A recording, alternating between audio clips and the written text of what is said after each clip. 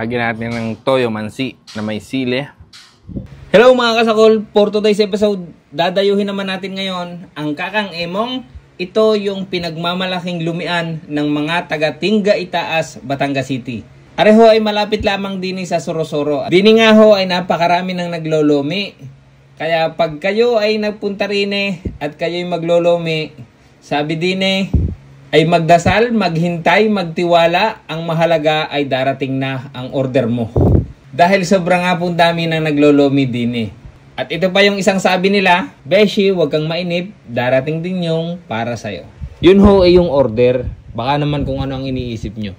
At din nga ho ay pag mahina-hina ang mga ugat ninyo ay sasabog ang ugat nyo dahil sa sobrang dami ng pupor na inilalagay nila. Lalo na kapag ang in-order ninyo ay double toppings. At ang pupor nila dito ay sarili din nilang gawa. Kaya siguradong masarap, malutong at malinis. Kaya mga kasakol, huwag na nating patagalin pa ito. Tara, simulan na natin ang sakulan. So mga kasakol, nandito nga tayo ulit sa Kakang Emong at maglolomi tayo dahil medyo lumamig po yung panahon. At ang in-order ko is itong kanilang double toppings, 150 pesos. Ayan o, tingnan nyo. Umaawas na sa toppings. Pero bago natin simulan sakulin ito, magdasal po muna tayo. Bless us, O Lord, in this day, give us about to receive from thy bounty through Christ our Lord. Amen. Ano pang hinihintay natin? Atak. Grabe sa pupor.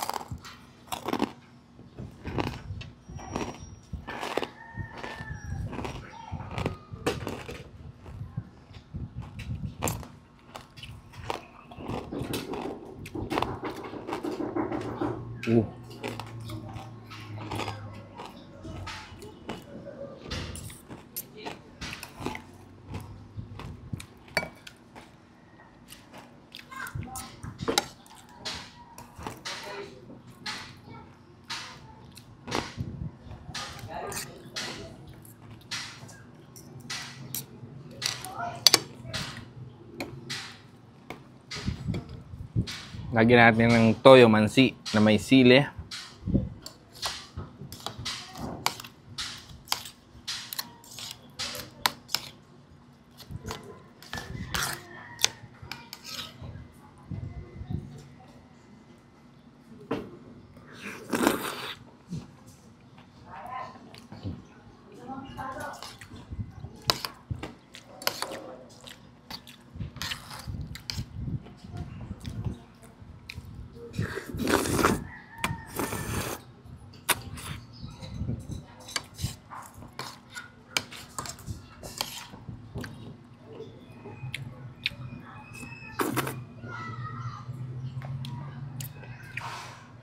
Tama yung lapot, tama yung alat. Yung pansit,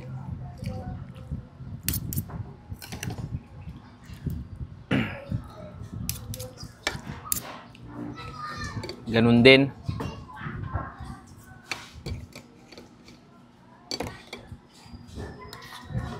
At least pag sinasalok mo siya, hindi puro sabaw yung iyong nakukuha.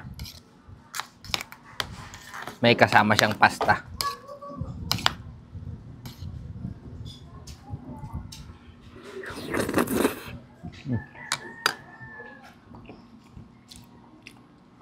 Yung pupor nila dito, sila din ang gumagawa.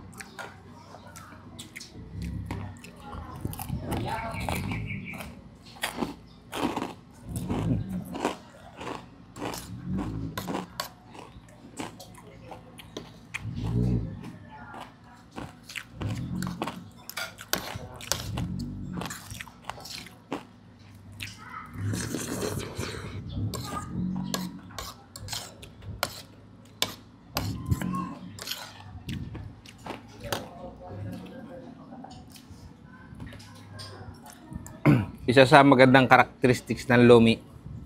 Kapag kinakain mo siya at habang lumalamig, hindi lumalabnaw yung sabaw.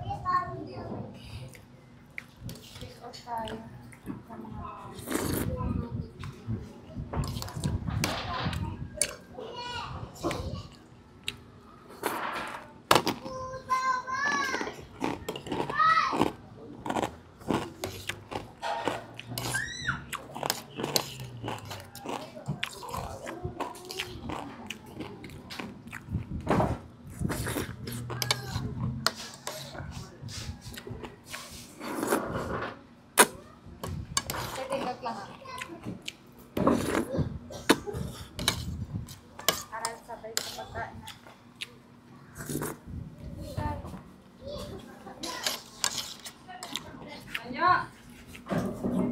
Hindi mo na